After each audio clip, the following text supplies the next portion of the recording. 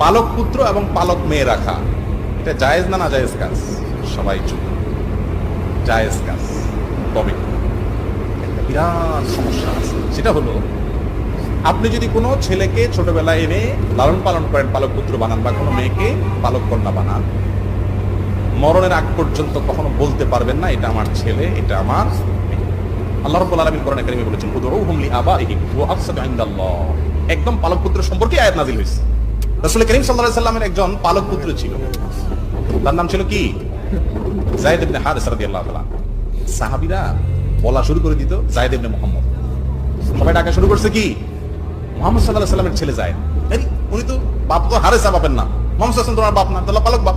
সঙ্গে সঙ্গে আল্লাহ আয়াত নাযিল করলেন, খবরদার, উদউহুম লিআবাইহিম, পালক পুত্রকে যে জন্ম দিয়েছে সেই বাবা যেখানেই থাকুক না কেন তার পিতৃত্বকে স্বীকার করতে হবে, বলতে হবে এটা অমুকের ছেলে, যিনি লালন পালন করেছেন তার ছেলে বলা যাবে